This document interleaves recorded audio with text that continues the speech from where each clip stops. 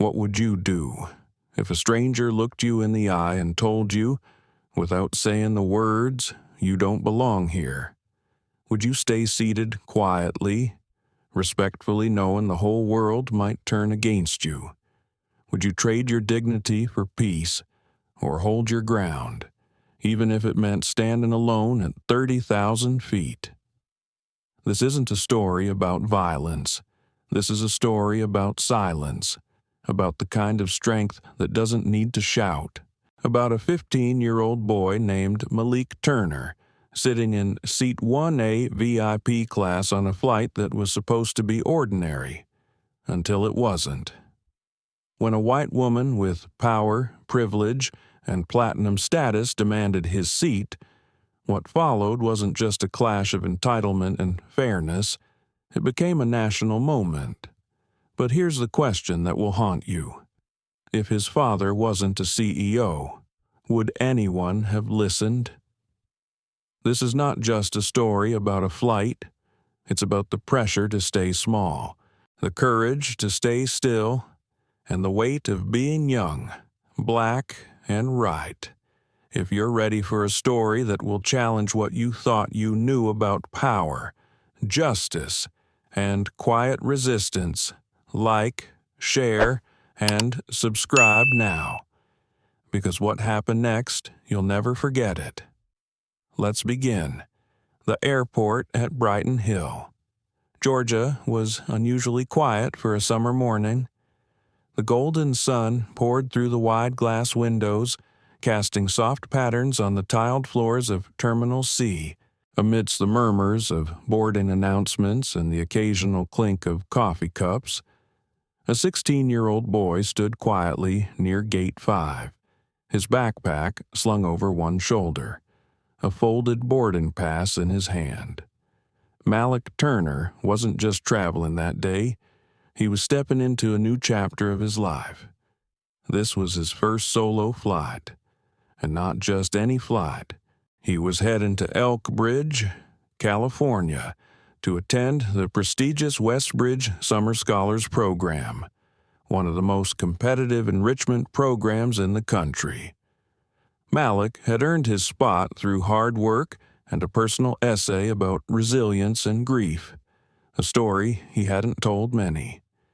Most people didn't know how much he had carried after losing his mother 3 years ago. But his father knew, and his father made sure this trip would carry meaning. As Malik boarded the plane, a flight attendant greeted him with a polished smile. "Welcome aboard Skylore Air Flight 227 to Elkbridge. You're in seat 1A. She glanced at the boarding pass and then at Malik with the briefest flicker of surprise, just a blink, but he caught it. He was used to noticing when people's faces changed in that subtle way, like something didn't quite compute. "Yes," he replied politely. "Right this way, Mr. Turner." The cabin had that soft, chilled scent of leather and citrus cleaner, mixed with the low murmur of air vents. First class was only 4 rows deep, and 1A was the premier seat window side. Front row, extra leg room, the type of seat that came with warm towels, real silverware, and eye contact from the captain.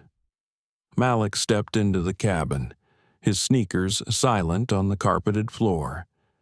The seat looked like something out of a luxury catalog, sleek, wide, with smooth stitching along the headrest.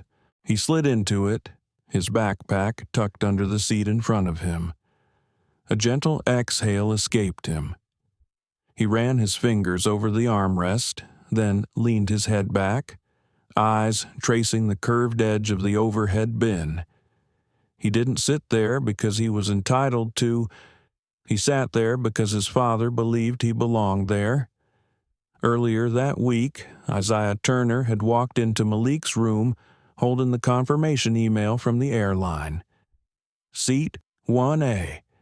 He had said with a quiet smile, "You deserve to know what that feels like." Isaiah wasn't a flashy man.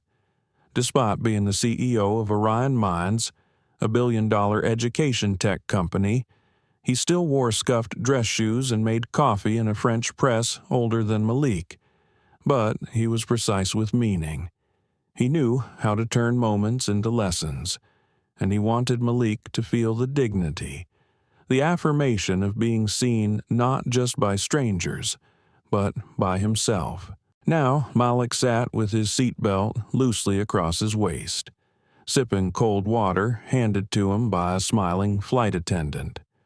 The sky outside was a canvas of pale blue and drifting clouds. He pulled out his book, Between the World and Me by Ta-Nehisi Coates, and began to read. That's when he heard it. The sharp, unmistakable click of high heels measured, deliberate, approaching the cabin like punctuation marks in an otherwise smooth sentence.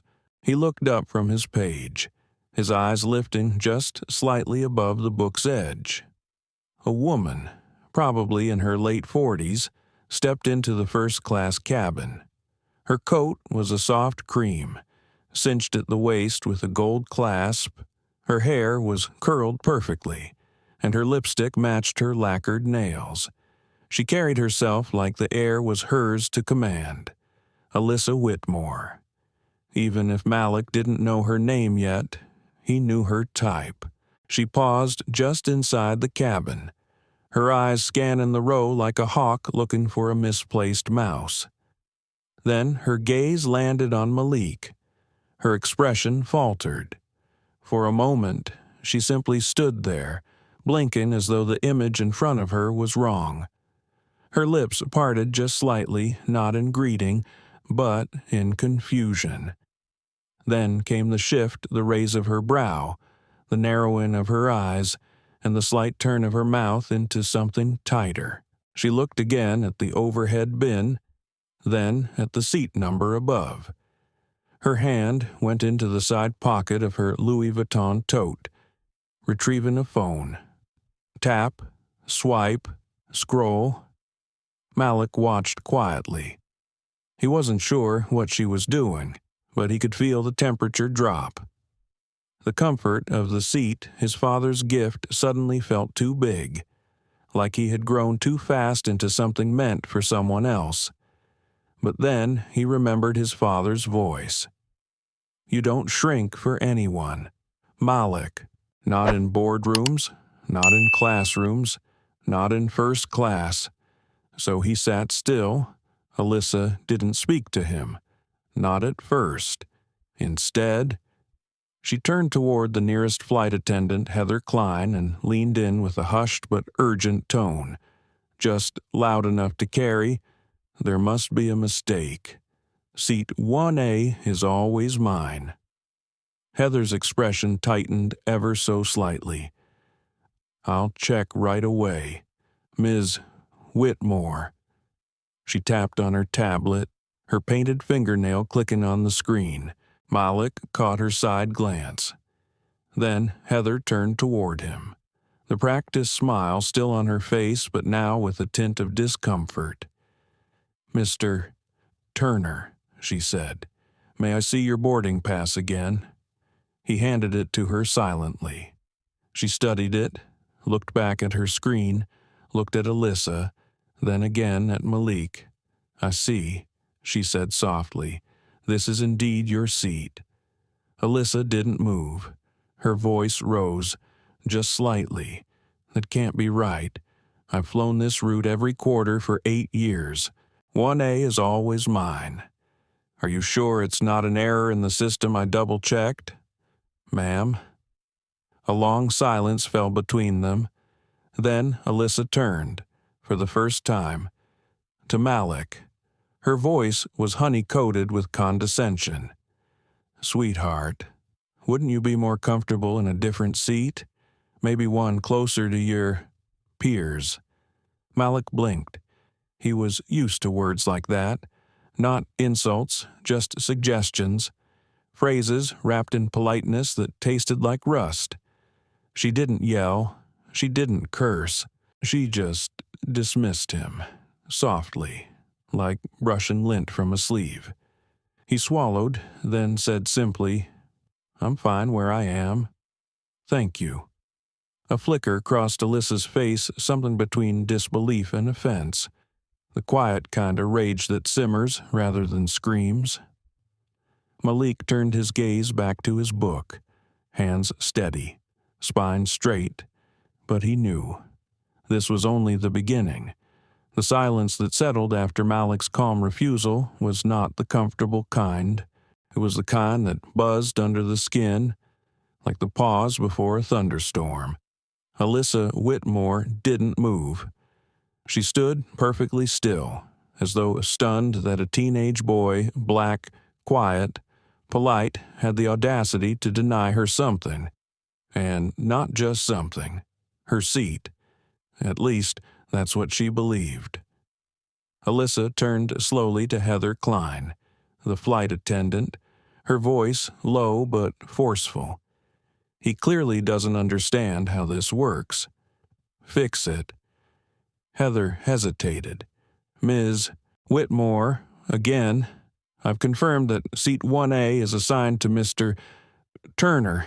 Your seat is 1C. Alyssa let out a sharp breath, somewhere between a laugh and a scoff. That's ridiculous. I'm Platinum Elite.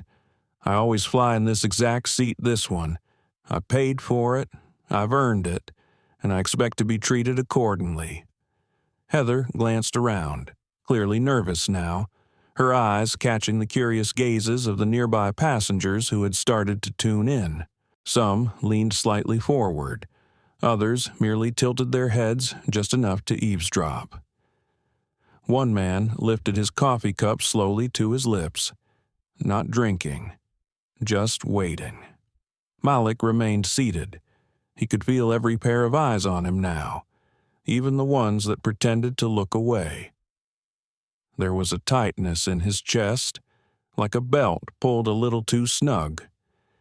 He took a breath, counting silently like his father had taught him when he was younger. Breathe before you react. Son, that's how you hold your ground with grace. Heather leaned down slightly toward Alyssa, her voice lowered. Perhaps we can offer you a complimentary voucher, and you can move to 1C just for today. I'll even have a glass of champagne brought to you before takeoff. Alyssa's jaw clenched. You're bribing me to give up my seat for a teenager. No, ma'am, Heather said with a mechanical smile. We're offering a courtesy. To him, to you, Ms. Whitmore. That was the moment Alyssa turned again to Malik. This time, her mask slipped just a little.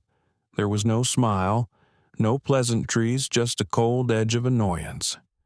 She took a step closer. Young man, she said, her voice still within the bounds of civility, but just barely. I don't know who you think you are, but that seat was supposed to be mine. Don't you think it would be polite, perhaps even proper, to offer it? Malik looked up from his book. His fingers still held the page he'd been reading, but he hadn't absorbed a word since she first appeared. He met her eyes and replied evenly. My father reserved this seat for me. I'm not moving. He didn't raise his voice. He didn't shake or stammer. His words were quiet but absolute. Alyssa blinked. For a moment, she seemed thrown off. Then she laughed, short and sharp. Your father, she repeated. What is he? Some local preacher. You think that gives you the right to take my seat in first class? Malik's face didn't change, but something inside him stirred a burn behind his ribs, a tightening in his throat. It wasn't just the words. It was the way she said them, dismissive, contemptuous, as if his presence in that seat was a personal affront. Heather cleared her throat. Ms. Whitmore, please return to your assigned seat so we can begin pre-flight checks. But Alyssa wasn't finished. She turned her back to Heather and addressed the rest of the cabin. Loud enough for everyone in first class to hear? Unbelievable. I fly this route every other week. Every single time. I'm in 1A, and now, because of some scheduling mix-up, I'm being told to sit somewhere else while a child takes the seat I paid thousands of dollars to reserve. Is this really how Skylore Air treats loyal customers? A woman in row 2 raised her eyebrows. A man in row 3 whispered something to his wife, but no one said anything aloud. Malik's pulse beat loudly in his ears. He glanced out the window at the tarmac, trying to stay centered. He imagined his father's voice again. Integrity is holding the line even when no one claps for you. Especially then. Alyssa wasn't letting up. She stepped closer again, now blocking Malik's view. I'm trying to be civil, but this is unacceptable. I won't be spoken to this way by someone who's never worked a day in his life. Malik inhaled slowly. Then, with perfect clarity, he said, "Ma'am, I don't know what you think you know about me, but I'm not moving. You're making a scene, and you're not going to get my seat." Heather, sensing the growing tension, stepped in more assertively. "Ms. Whitmore, please sit down. This conversation is over." Alyssa shot her a glare but said nothing. She turned on her heel and stormed toward 1C, flopping into the seat as if the very cushions had insulted her. Malik remained in 1A, still and composed, but inside, his hands trembled slightly in his lap. Not from fear, from restraint. It would have been easier to give in, easier to apologize, to move, to avoid the glares and muttered comments that now danced through the cabin like smoke. But he didn't. He remembered the look on his father's face the night before when they sat on the porch drinking ginger tea. Isaiah's voice low under the Georgia stars. "You're gonna walk into rooms where people think you don't belong, and they'll never say it outright, but you'll feel it in their eyes, their tone, their hesitation. You hold your place anyway, Malik, because they're wrong, and your name, your skin, your youth, none of that makes you any less." Heather returned a few moments later, trying to reset the cabin's mood. "Can I get you anything else?" "Mr. Turner, orange juice, water." Malik nodded. "Orange juice, please." She returned with the drink a moment later, placing it gently on the tray table. "I'm sorry for the misunderstanding." He looked up at her, eyes steady. "I think you understood just fine."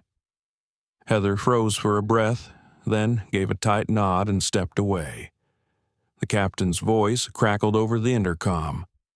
"Ladies and gentlemen, welcome aboard Skylore Air Flight 227 to Elkbridge. We'll be taxiing shortly." As the engines hummed and the plane began its crawl toward the runway, Malik took another sip of juice. The citrus was sharp, cold, steadying. He turned back to his book. The engines of the aircraft hummed steadily as the plane glided away from the gate. Inside the first-class cabin, the tension hadn't left it, had simply settled into silence.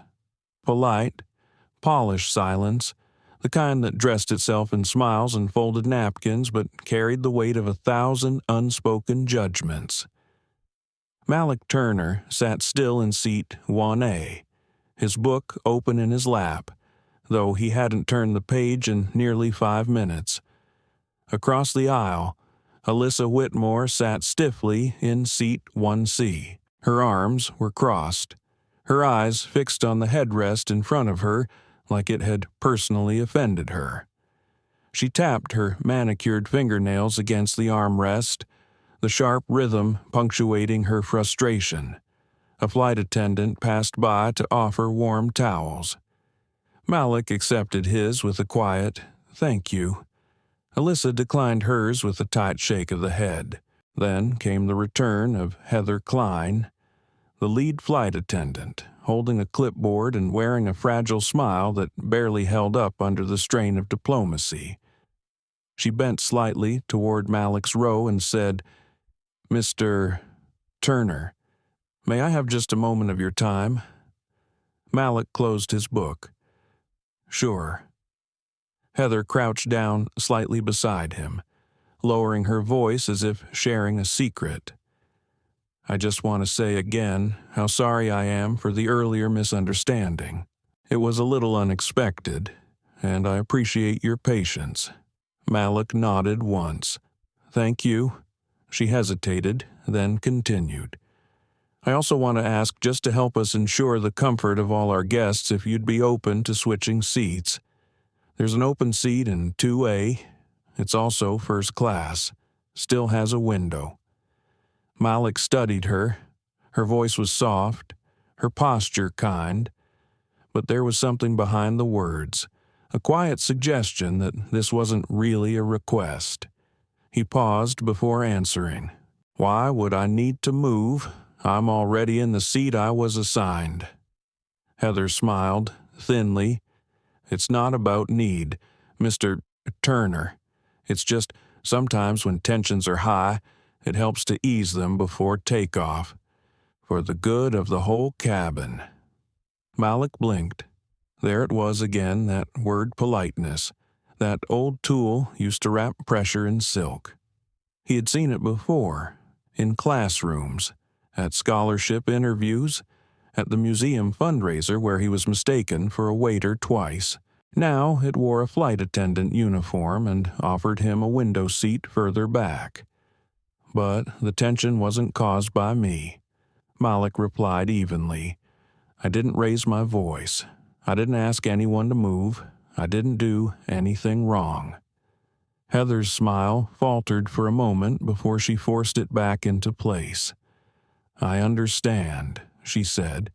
"You've been very mature about all this. It's just Mrs. Whitmore is accustomed to certain arrangements. This has just thrown her off. That's all. And we want everyone to feel good about the experience." Malik looked past Heather toward Alyssa. The woman hadn't moved, but her eyes were now watching him, watching how he'd respond. Her chin tilted slightly upward, as if she already knew. It made him feel smaller than he wanted to admit. Malik turned back to Heather. "I understand your position, but I'm staying in my seat." Heather straightened. "Of course. Thank you for your time." She moved away with practiced grace. But Malik could feel the shift. The politeness had cracked. Now there was something underneath it, frustration, embarrassment, disbelief. Whatever it was, he knew the rest of the flight wouldn't be smooth. He returned to his book, but this time he was reading more out of defiance than interest. Words blurred into each other. His jaw tightened, and beneath it all, a quiet question stirred. Would it really be so bad to just move? Maybe it would be easier. Quieter, less staring, less whispering. After all, he still had a first-class seat. His father would understand. The world didn't have to know. He could just know. The word formed without permission. It echoed in his mind like a bell, because it wasn't about ease. It was about belonging. And belonging meant not asking for permission to stay in a seat you had already earned. A few minutes later, Derek Lawson, another flight attendant, tall, mid-30s, and noticeably quieter than Heather, stopped by Malik's seat. "Mr. Turner," he said gently, "can I get you anything else to drink?" Malik shook his head. "No, thanks." Derek lingered. He looked uncomfortable. His eyes darted toward Heather near the galley, then back to Malik. "I, just wanted to say you handled yourself well earlier," he added in a low voice. Not everyone would have stayed that calm. Malik was caught off guard. "Thanks," he said. Derek gave a quick nod and walked away. But that small moment stayed with Malik. It reminded him that not everyone was blind to what was happening. Some people saw, even if they didn't say it out loud. Still, it didn't change the weight pressing on his chest, or the nervous sweat on his palms, or the way every whisper in the cabin felt like it had his name in it. From her seat, Alyssa pulled out her phone. She typed something quickly, then smirked at whatever appeared on the screen. Across the aisle, Malik noticed. He didn't care what she was doing, Twitter post, email, or text to a lawyer. It didn't matter. What mattered was that he hadn't moved. His silence was not submission. It was strength. But deep down, he wished his father were there. He'd know exactly what to say right now. In the cockpit, Captain Miles Atwood received a brief update from the cabin crew. There had been a customer concern in the first class. The lead had handled it, but tension remained. Atwood rubbed his temple. He'd been flying for 27 years, and he had learned something when a problem starts before takeoff. It never ends well if ignored. He made a mental note to speak to the supervisor after reaching cruising altitude, because something about this didn't sit right. Back in 1A, Malik pulled out his phone.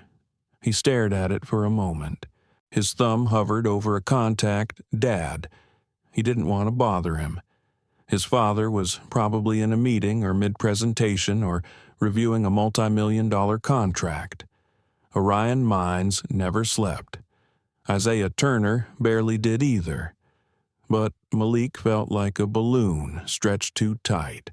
One more inch and he might pop, so he hit call, and as the ringtone buzzed in his ear, Malik leaned back into the seat, closed his eyes, and whispered to himself, "Please pick up." The phone rang once, twice, 3 times. Just as Malik's heart began to sink with disappointment, he heard the familiar low tone of his father's voice cutting through the noise in his mind. "This is Isaiah Turner." Malik exhaled, his grip on the phone tightening just slightly. He hadn't realized how much tension he'd been holding in until that moment. "Dad, it's me."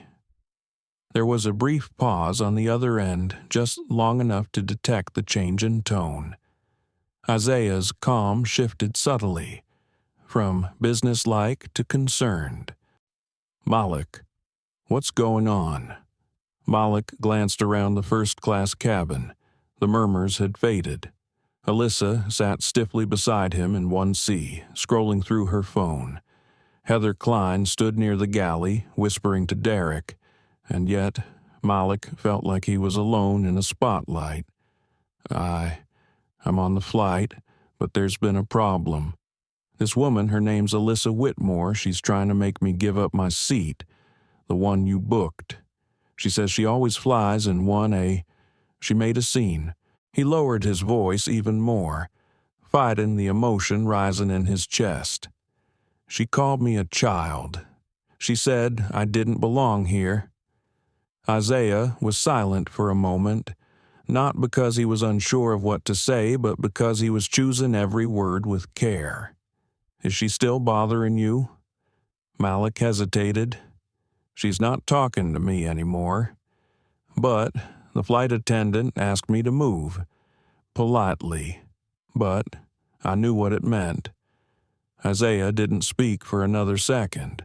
Then, with a voice that was low, deliberate, and laced with steel, he said, "You stay in your seat." "I know," Malik whispered, his voice cracking a little. "I am. I just needed to hear your voice." There was warmth in the sigh Isaiah let out next. Not disappointment, just a father trying to steady himself as he watched the world test his son. "You did the right thing calling me. I'm going to take care of this." Malik nodded slowly, even though his father couldn't see him. "I'll handle it." You won't have to say another word. Malik, I promise you that. Thanks. Dad, keep your phone on you, and whatever happens next, don't let anyone make you feel small. You hear me." Malik's lips trembled slightly, but he smiled through it. "I hear you." The call ended, and for the first time since Borden, Malik allowed himself to breathe not just air, but confidence. His father wasn't just going to call a hotline or write a complaint. He knew Isaiah Turner. When he moved, things shifted. Meanwhile, in a sleek boardroom in Midtown Atlanta, a group of executives waited silently as Isaiah placed his phone face down on the polished table. He adjusted his cufflinks and rose slowly from his chair. "I need 10 minutes," he said calmly. "Keep reviewing the acquisition reports without me." Nobody questioned him. Nobody dared. Isaiah walked out of the room, entered his private office, and shut the door. He pulled out his personal phone and scrolled until he found a contact Raymond Ellison, Skylore Air SVP Operations. He hit call. The line rang only once. "Isaiah, always good to hear from you." "How can I help?" Isaiah's voice was polite, but colder than usual. Focused. "Raymond, my son Malik is on one of your flights right now. Skylore 227 from Brighton Hill to Elk Bridge. Something's happening on board and it's not acceptable. Oh, he was booked in seat 1A. A woman, Alyssa Whitmore, is trying to have him removed. The crew isn't stopping it. In fact, they asked him to move. Of course, that's not protocol. I'll get on this immediately." Isaiah's tone tightened. "My son is 16. He's well-spoken, calm. He called me because he was being humiliated in front of a cabin full of adults for having the nerve to sit in a seat I purchased for him." Raymond's voice lowered. "I'll escalate this. I'll contact the captain and the ground supervisor." "Don't escalate," Isaiah said quietly. "Correct it." Another pause. "Understood." And Raymond. "Yes. If I find out this was handled with anything less than immediate professionalism, I will ensure this becomes a national story before wheels hit the runway." Raymond swallowed. "Yes, Mr. Turner." Isaiah ended the call, and just like that, the storm was coming. Back on the plane. Malik returned his phone to his pocket. He looked around. No change yet. No announcement. No staff member coming to apologize. But something in him had shifted. He no longer felt cornered. He felt anchored. The words of his father settled around him like armor. Then came the sound of hurried footsteps. The curtain separating first class from the galley swept aside. 2 men stepped through. Both wore tailored suits. Both had Skylore Air ID badges pinned to their lapels. They weren't flight attendants. They weren't crew. They were corporate. The cabin fell into stunned silence. A few passengers straightened in their seats. Alyssa slowly looked up from her phone, her face morphing from disinterest to curiosity. Then unease. The taller of the 2 men, a silver-haired executive in his 50s, spoke clearly, "Good afternoon. I'm Jared Monroe, Director of In-Flight Standards for Skylore Air. This is Dante Briggs, our Guest Experience Manager." Their eyes scanned the cabin, then locked onto Malik, then shifted to Alyssa. Jared's voice, calm but commanding, addressed the crew. "We're here to clarify a report received from executive management regarding a disruption in this cabin involving a seated passenger and an elite status customer." Heather Klein's eyes widened slightly. She took a small step forward. "Yes, sir, we were handling it." Jared raised a hand. "Cutting her off. We'll take it from here. The power dynamic had shifted, entirely, visibly. Malik sat still in seat 1A, and this time, no one asked him to move. The presence of the two suited men shifted the energy in the cabin like a sudden drop in cabin pressure. Passengers who had previously kept their heads buried in newspapers or eyes trained on their tablets now looked up fully alert, fully tuned in. Jared Monroe, composed and assertive, slowly approached seat 1A. Dante Briggs, younger but equally poised, followed beside him, tablet in hand. "Mr. Malik Turner?" Jared asked, his tone formal but respectful. Malik nodded. "Yet does, sir." Jared's demeanor softened just slightly. "We apologize for the disturbance you've experienced. We're here to correct it." His words weren't loud, but they carried weight.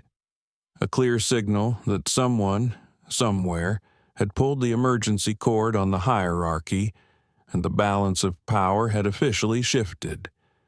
Alyssa Whitmore, still seated in 1C, bristled. "Excuse me," she said, rising to her feet with her usual entitled authority.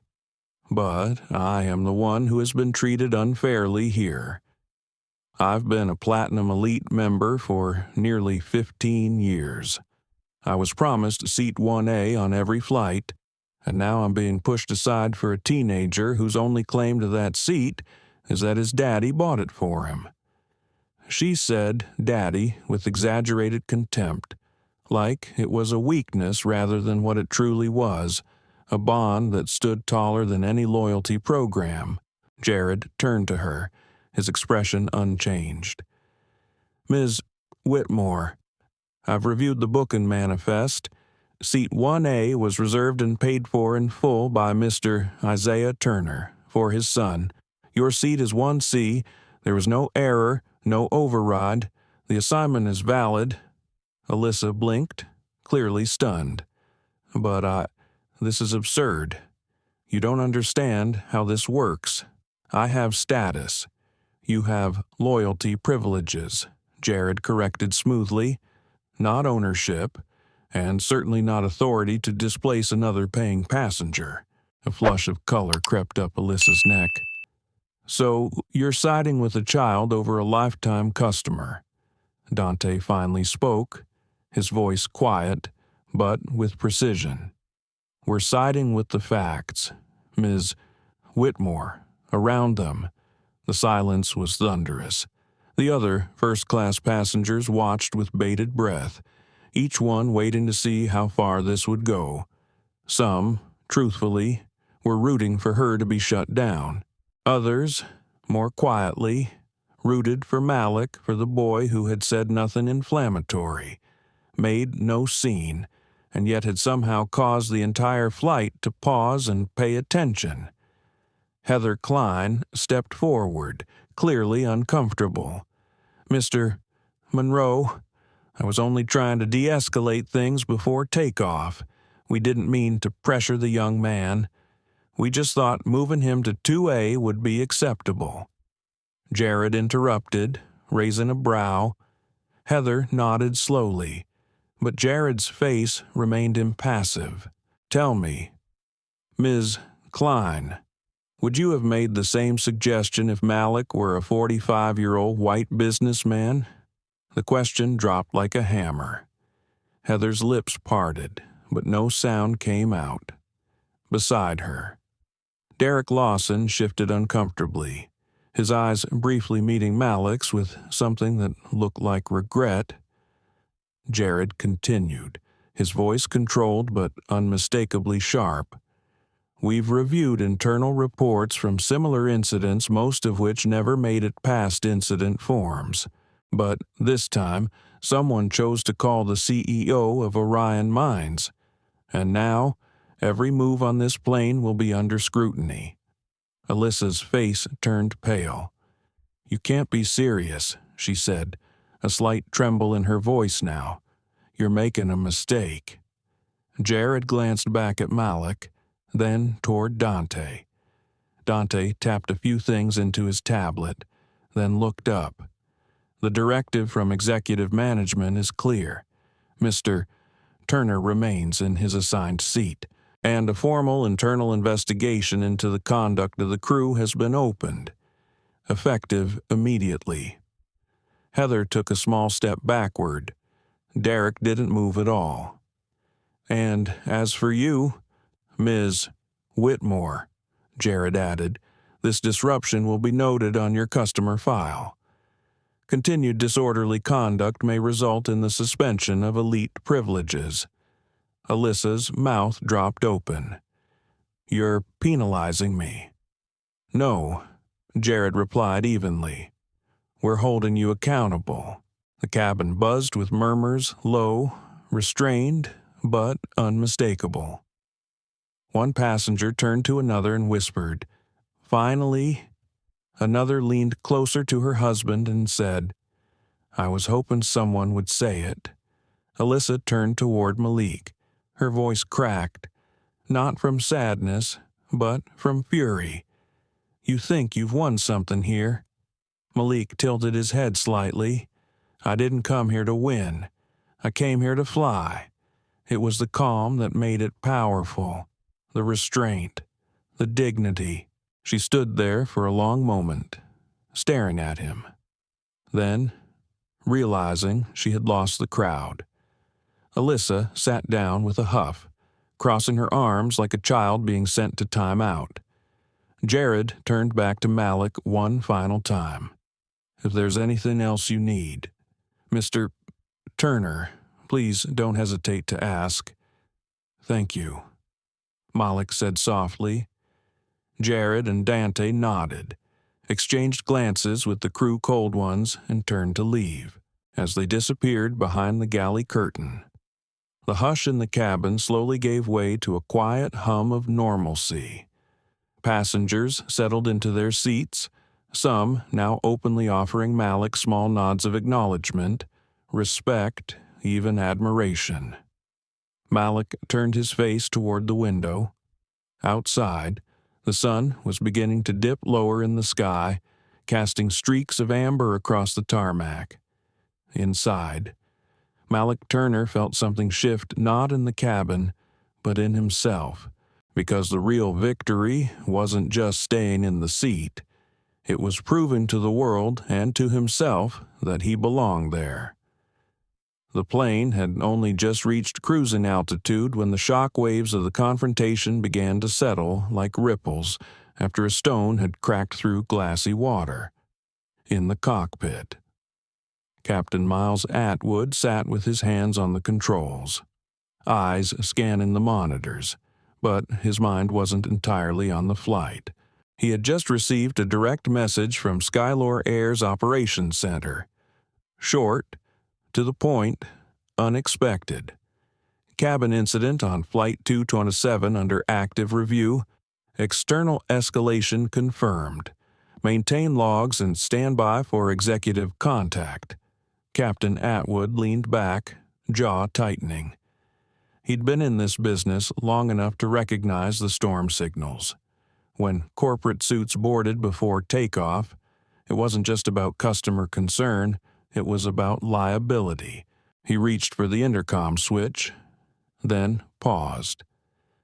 This wasn't the kind of situation a captain could address with a calm announcement. This was something else entirely, a company-wide tremor wearing a tailored uniform and a Platinum Elite badge. In the first-class cabin, Malik Turner sat quietly, legs crossed, staring out the window. The golden haze of the late afternoon sun shimmered across the clouds, but he barely saw it. He was still replaying everything that had happened the way Heather leaned in with polite pressure. The tightening in his chest when Alyssa's voice rose above the hush of the cabin. The stares, the waiting, the sudden arrival of Jared Monroe and Dante Briggs. But mostly, he kept hearing the sound of his father's voice. Don't let anyone make you feel small. He hadn't. But now that it was quiet, he felt the weight of it all pressing in. He wasn't just a boy in Seat 1A anymore. He had become the symbol of a line being drawn, and everyone had seen it. Behind the curtain, in the crew galley, the air was far from calm. Heather Klein leaned against the counter, arms crossed tightly across her chest, her jaw set. "This is insane," she muttered. "I was trying to keep the peace." Derek Lawson, her colleague, stood opposite her, running a hand through his hair. "You pressured a kid to move because a loud, rich passenger wanted his seat." Heather glared at him. "I didn't pressure him. I offered an alternative." Derek raised an eyebrow. Did it feel like a choice to him? Heather didn't answer. Instead, she focused her anger elsewhere. "This isn't just about a seat. You saw how she looked at me, Jared Monroe, like I was some amateur. I've been with Skylore Air for 18 years. I've dealt with worse than this." Derek's voice lowered. "Then maybe you should have known better." Heather's face flushed, caught between shame and fury. "You didn't step in either. I didn't push him either." The silence that followed was thicker than the engine hum. Meanwhile, Alyssa Whitmore sat stiffly in 1C, her jaw tight. Her fingers flew across her phone screen, her thumbs pounding a quiet fury into an email draft to whom it may concern. "I am appalled by the way I was treated on today's flight. As a Platinum Elite member, I have never felt more disrespected by a crew, nor more disregarded by airline management." She paused, glancing sideways at Malik. He hadn't so much as looked her way. There was something about his quiet that unnerved her, something in his poise that made her feel, for the first time in a long time, that entitlement wasn't armor anymore. Her eyes narrowed. This wasn't over. Back in the Skylore Air Operations headquarters, Raymond Ellison, the senior VP of operations, stood in front of a glass wall, watching the sunset smear streaks of red across Atlanta's skyline. His phone buzzed. "Update, Jared Monroe and Dante Briggs confirmed aboard Flight 2207. Passenger compliant. Internal review in progress." He turned toward his assistant. "Schedule a press review team, just in case this story gets out." "But sir," the assistant said cautiously, "do you think it will?" Raymond's eyes narrowed. His father is Isaiah Turner. A story like this doesn't stay on a plane. It flies faster than anything we've built. On the aircraft. Malik reached for the journal in his backpack. It was leather-bound, worn at the corners, something his father had given him 2 years ago with a note. "When the world won't listen, write louder." He flipped to an empty page. The hum of the aircraft became a background melody. His pen moved slowly. Then, with more confidence, he didn't write about anger or revenge. He wrote about stillness, about what it felt like to be seen, about the weight of judgment and the quiet strength it took to carry it. He wrote about the power of no, not shouted, not screamed, just spoken clearly. He didn't even notice the tears welling in his eyes until one dropped onto the page. It didn't blur the words, it just made them more real. Back near the cockpit, Captain Atwood finally stood and made his way to the galley. He found Heather and Derek still standing there, silent. "I've just been briefed," he said, "and you both need to know this goes far beyond this flight." Heather looked down. Derek exhaled. Atwood continued. "You pressured a minor into giving up a paid seat because someone with status demanded it. That's not service. That's surrendering protocol." Heather tried to explain, but the captain held up a hand. "I'm not the one you'll have to explain it to. You'll hear from executive leadership when we land. And if I were you, I'd prepare for a formal investigation. The color drained from Heather's face. Atwood turned to leave, then paused. And for what it's worth, he said over his shoulder, I've flown with kids more professional than what I saw today, back in 1A. Malik finally closed his journal. He looked up, and for the first time in hours, someone met his gaze with honesty. A woman across the aisle, a black woman in her 50s, nodded at him. Hold your head high, she said quietly. You didn't just sit in that seat. You earned it.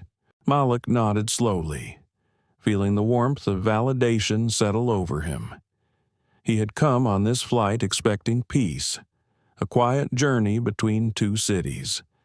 Instead, he had walked into a moment that would define him, not because he fought back, but because he didn't back down. Thousands of feet below Flight 227's cruising altitude, the Skylore Air corporate headquarters in downtown Atlanta was no longer its usual image of sterile order. In a glass-walled boardroom on the 34th floor, tension simmered just beneath the surface. Lucille Wexler, the CEO of Skylore Air, stood before a wall-mounted screen displaying a paused security feed of the plane's first-class cabin footage transmitted live from internal surveillance. Her arms were crossed. Her gaze locked on the image of a young black boy sitting quietly in seat 1A. Pause it there, she said. A compliance officer hit the space bar. Lucille stepped forward. Her voice was calm, but tight. This is why we're having this meeting. Not just because we're dealing with a VIP father, but because everything about this situation is exactly what we say we stand against. And right now, the entire board of directors is waiting to see if our words are anything more than corporate wallpaper. A silence swept the room. No one wanted to speak first. Finally, Raymond Ellison, the senior VP of operations who had fielded Isaiah Turner's call, cleared his throat. We've deployed Monroe and Briggs. They're on board and already issued corrective measures. We've also begun drafting an internal memo outlining procedural failures. Lucille turned to him slowly. Is that before or after this story hits the media?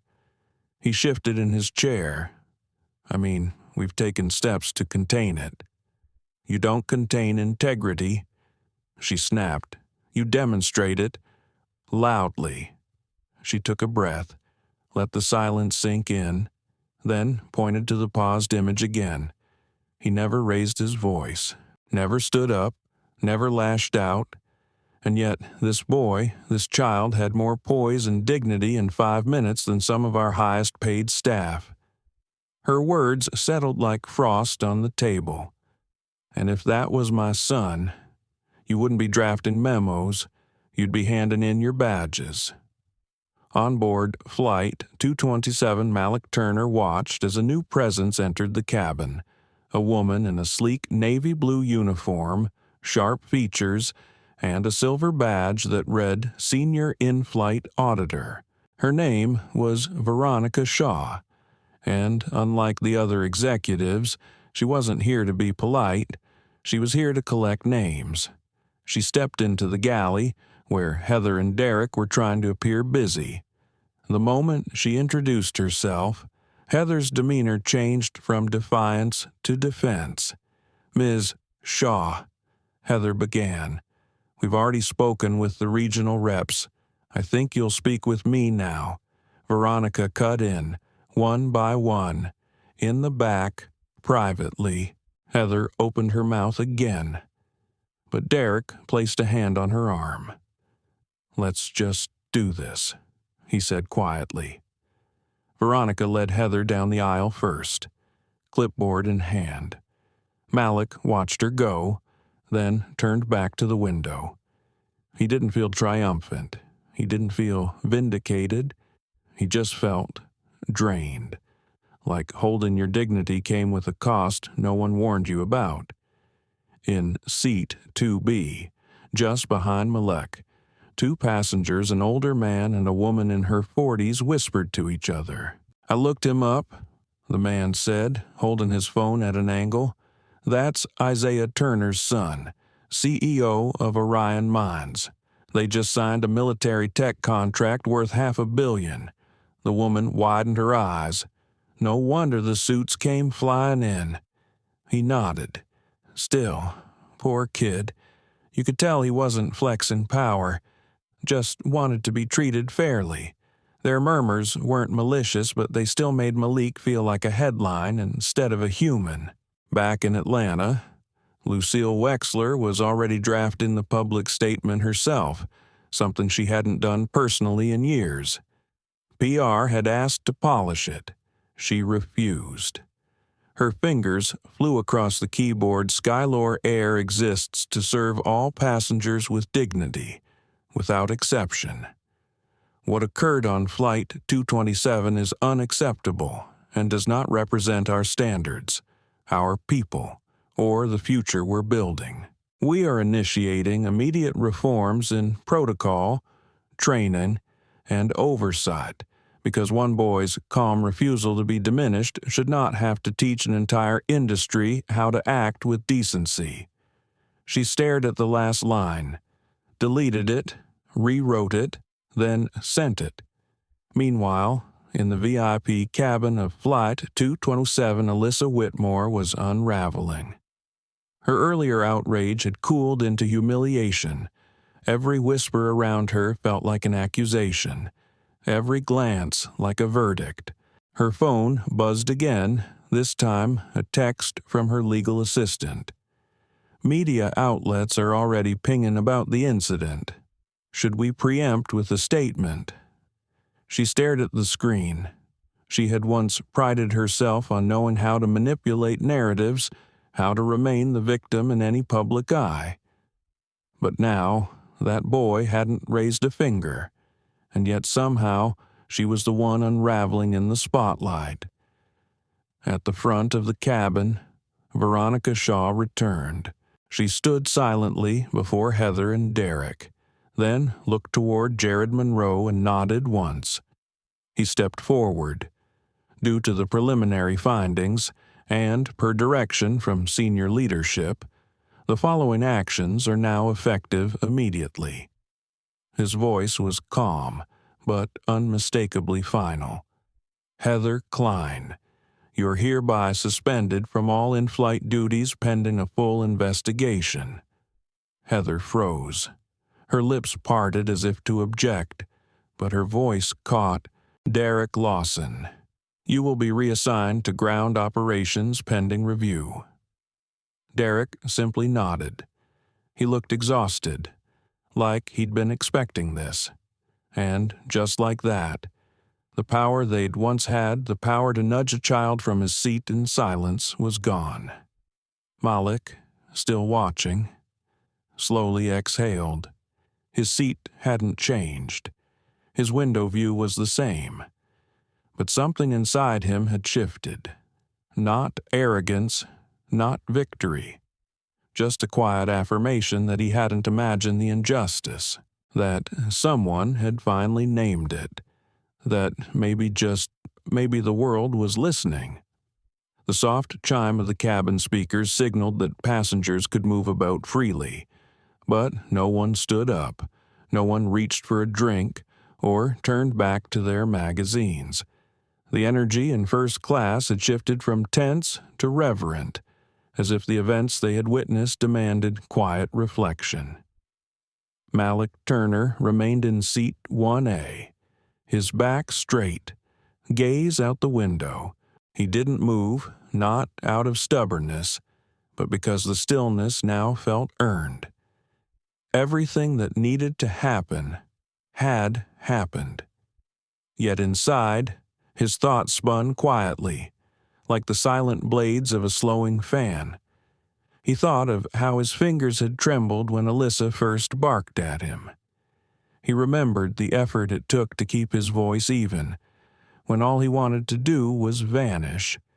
And now, he was still here in the seat they tried to take from him. Not because of luck, not even because of his father, but because he refused to trade dignity for silence. A gentle voice broke the silence. "Excuse me, young man." Malik turned. It was the older black woman from across the aisle, the one who had nodded at him earlier. She leaned forward slightly. "I just wanted to say, I saw what you did and how you did it." Malik offered a quiet smile. "Thank you." "You reminded me of my brother," she said softly. "When we were kids riding buses in the 70s, he'd always insist on sitting wherever he pleased. Not because he was defiant, but because he knew he had the right." She reached into her handbag and pulled out a small folded piece of cloth.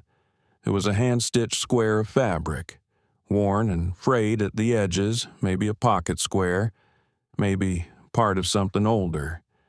"I carry this as a reminder," she said, offering it to Malik, "of how far we've come, and of the ones who never made it this far." Malik took it with both hands. His throat tightened, but he managed a small nod. "I'll keep it safe," he whispered, rose behind him. The murmurs had shifted. The couple in 2B, who had Googled him earlier, now watched with something closer to admiration. "You know," the woman said, "I think this might go viral." The man nodded. "If it does, maybe it'll actually do some good." Across the aisle, a younger man barely out of college typed quietly into his phone. His social media post was already being drafted. "Saw something powerful today. A 15-year-old boy stood his ground against privilege. Didn't raise his voice, didn't lash out, just said no and meant it. Whole crew got fired. I'll never forget the look in his eyes. Quiet courage, that's what it was." He paused, looked at Malik, and added, "His name is Malik Turner, and I hope my son grows up like him." Meanwhile, a notification buzzed through the in-flight Wi-Fi. Passengers who had connected to the service were now receiving a breaking update. Skylore Air Official Statement. Live press release today. On Flight 227, we failed to uphold the values we claim to represent. A young passenger was subjected to unacceptable treatment based on unjustified assumptions and status-driven pressure. Skylore Air has initiated a full-scale investigation. Immediate disciplinary actions have been taken. Reforms to policy and crew training are underway. We thank Mr. Malik Turner and his family for reminding us what fairness truly looks like. Lucille Wexler, CEO. The moment the announcement finished, a small but undeniable ripple of applause passed through the cabin, starting from the rear and moving forward. It wasn't loud, it wasn't celebratory, it was respectful. And it landed softly on Malik's shoulders like a blanket of warmth. Alyssa Whitmore, in seat 1C, didn't look up. She sat rigid, scrolling through her phone. The internet was ablaze. Screenshots, quotes. Someone had taken a blurry photo of her mid-tantrum and captioned it. "Entitlement doesn't fly." She clenched her jaw. She had tried to use her influence to prove a point, but now the point belonged to someone else. In the galley, Veronica Shaw checked her watch. They were less than an hour from landing. She tapped her tablet and sent off the final compliance update. Then she paused, opened a new note, and typed, "Recommendation Malik Turner be formally recognized by Skylore Air as a symbol of customer dignity. Suggestion scholarship or mentorship opportunity via company foundation. Action required internal review of privilege-based service bias." She stared at Malik's name on the screen for a long moment. Then she closed the file and exhaled. Back in seat 1A. Malik sat with the piece of cloth folded gently in his palm. The fabric, though small, felt like it carried generations. His mind wandered back to moments with his father, like the time Isaiah had walked into a school board meeting to challenge why Malik was overlooked for the student council. Despite having the highest votes, or the quiet Saturday mornings when they'd sit at the kitchen table, just the two of them, and talk about what kind of man Malik wanted to become. Strong doesn't mean loud, his father always said. Strong means steady. Malik hadn't understood it then. Now he did. The captain's voice came over the intercom. "Ladies and gentlemen, we'll be beginning our initial descent shortly. Please remain seated and prepare for arrival." Passengers stirred, belts clicked, seats were adjusted, conversations resumed at a gentle hum. But one passenger, Malik, stayed still, eyes forward, heart full. Not because he wanted attention, but because he had finally found peace in a world that so often tried to take it from him. The moment Flight 227's wheels kissed the tarmac at Elkbridge International. A quiet, collective exhale swept through the cabin. It wasn't relief about the landing. It was the end of something weighty, a tension that had hovered in the pressurized air for hours. Now, the plane slowed, the hum of reverse thrust fading into taxiing wheels, and the last chapter of this flight was preparing to write itself not in the sky, but on the ground. Malik Turner stared through the window, watching as terminals glided past and service trucks idled near gates. He could already feel his chest tighten, not from fear, but because the next step meant returning to the real world, a world that would know, a world where silence no longer protected him. Inside the terminal, a crowd had already gathered: press, passengers, corporate staff, and more than a few onlookers tipped off by social media. Cameras flashed near the arrival gates. A few reporters held laminated press passes high, scanning every passenger who came down the escalators. Behind them stood a tall, calm figure in a charcoal suit, his hands folded in front of him. His presence was commanding without being loud. His eyes scanned the gate exit. Isaiah Turner. He hadn't slept since the call from Malik, hadn't returned a single business inquiry, hadn't even told his assistant where he was going.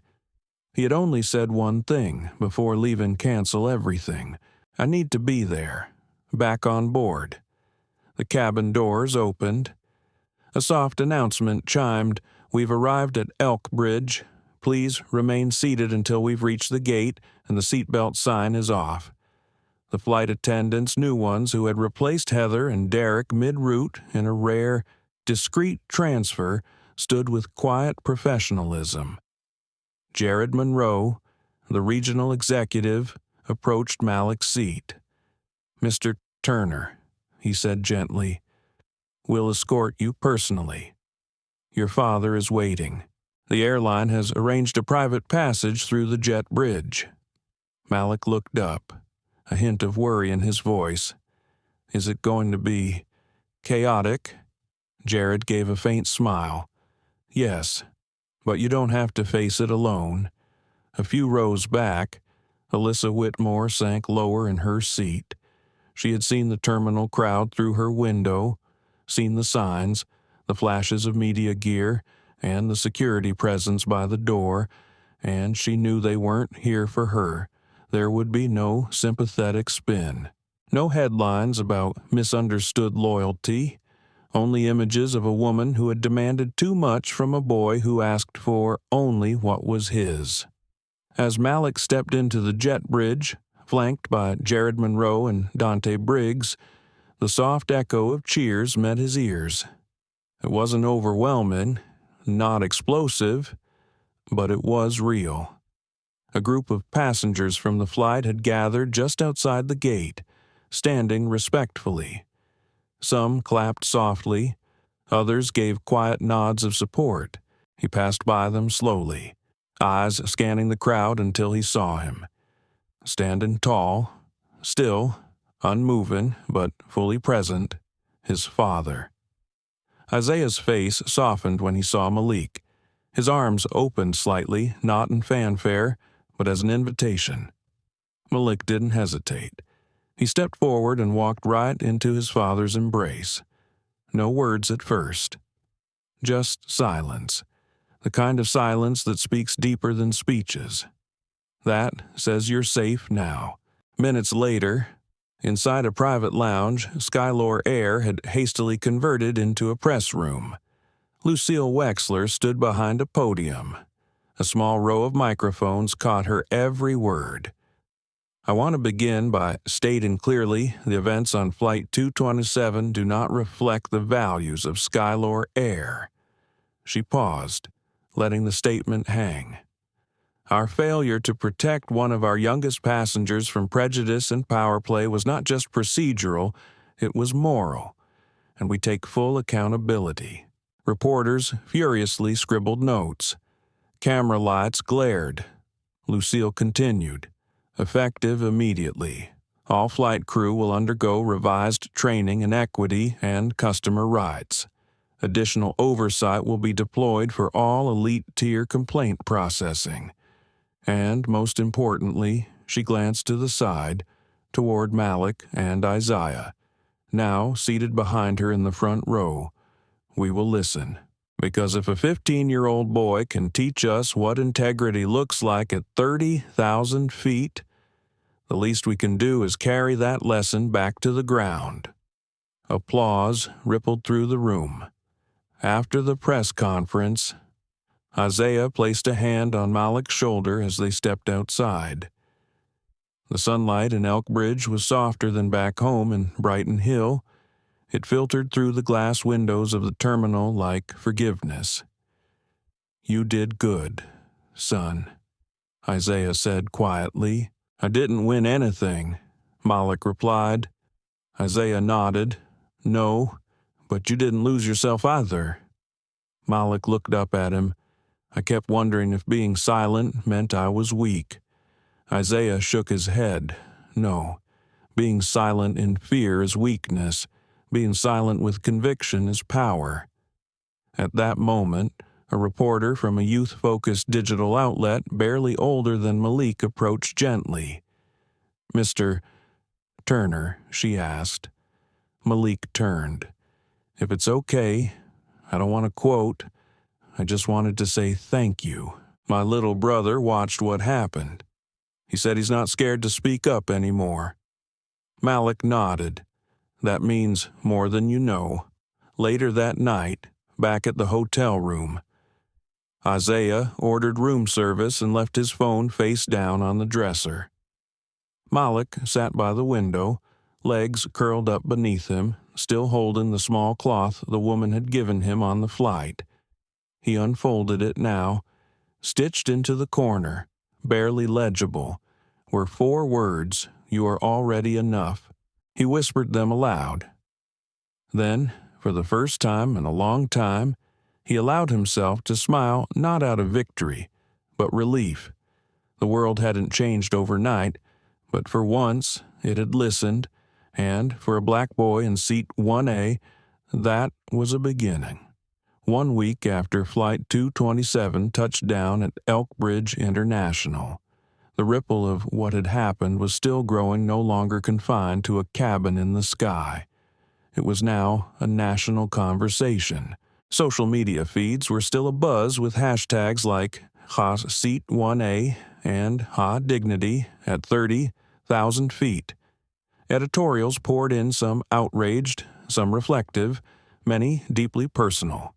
Malik Turner had become an unintentional symbol, not because he asked for it, but because he embodied it. Quiet strength, unshakable dignity, a child, standing in the storm without armor and never flinching. Skylore Air. Once a name associated only with high-end business travel, had now committed to sweeping change. They didn't just apologize. They acted. Lucille Wexler held true to her promise. A Dignity in Flight initiative was launched, offering scholarships for underserved youth interested in aviation, hospitality, or ethics in business. A full board review of elite passenger privileges was undertaken.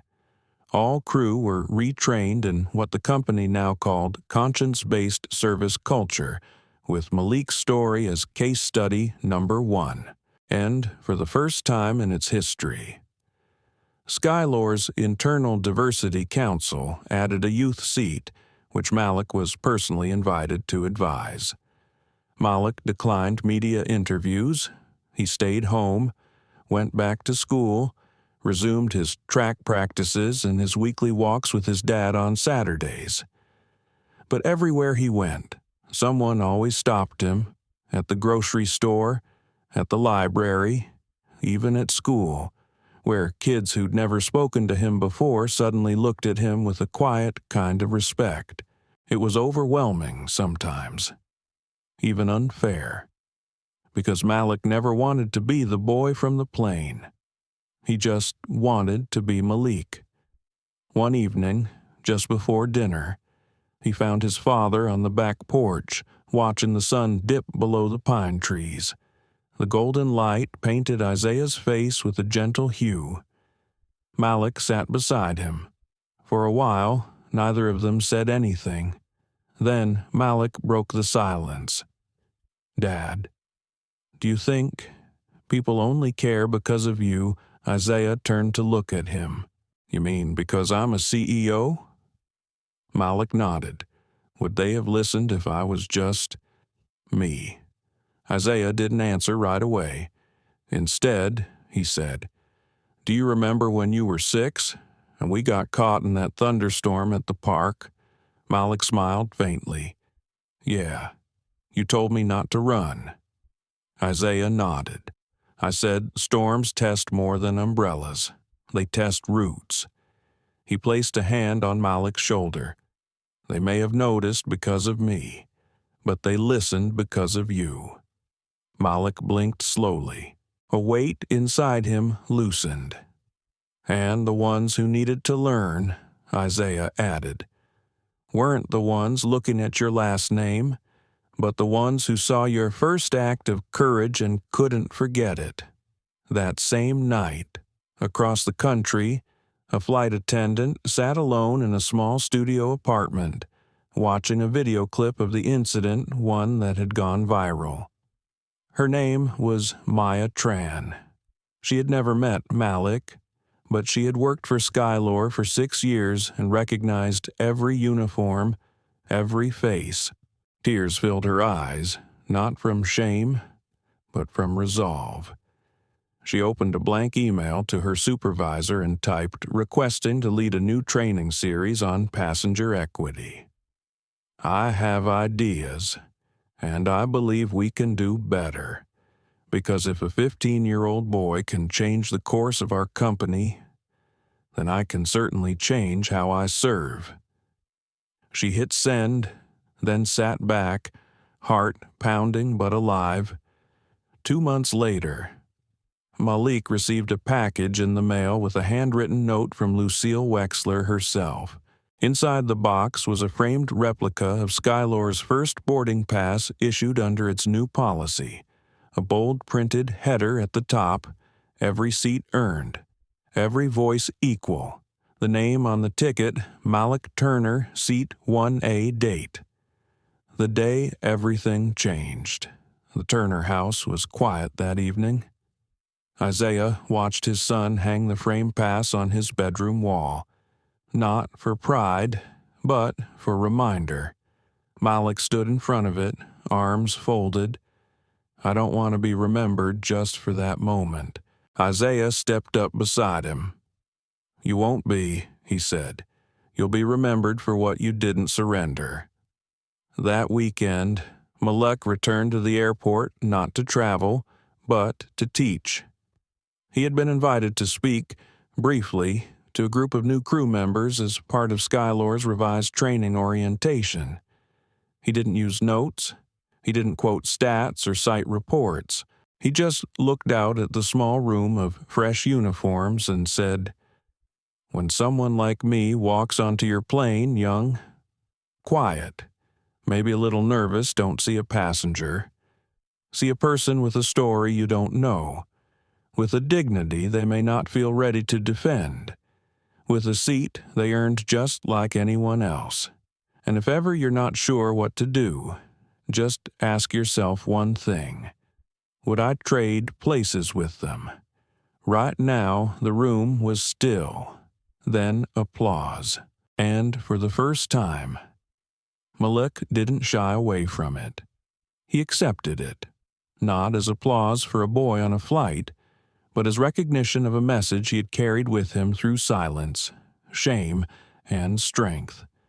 What started as a flight became a mirror reflecting how quiet prejudice still walks freely in first-class aisles, how privilege still demands, even when it's unearned, but also how dignity, even in the hands of a young boy, can reshape the sky we fly under. Malik Turner didn't fight with his fists. He didn't argue. He didn't scream. He simply said, "This is my seat. I won't move." And in that silence, he taught us all something louder than any headline. This is a story about what happens when someone is told they don't belong, not because of rules, but because of race. But it's also about what can happen when we choose to stand up, even while staying seated. So now, the question turns to us. Will we speak up when it's easier to stay quiet? Will we defend what's right, even when it makes us uncomfortable? And will we remember that power should never be louder than principle? If this story touched you, if it made you angry, inspired, or even just think a little deeper, don't scroll away in silence. Like this video. Share it with someone who needs to hear it. And subscribe to our channel because we have more stories that uncover what the world tries to hide. Stories of justice, stories of courage, stories of people like you who believe it's time we fly differently. Thank you for watching. We'll see you in the next one.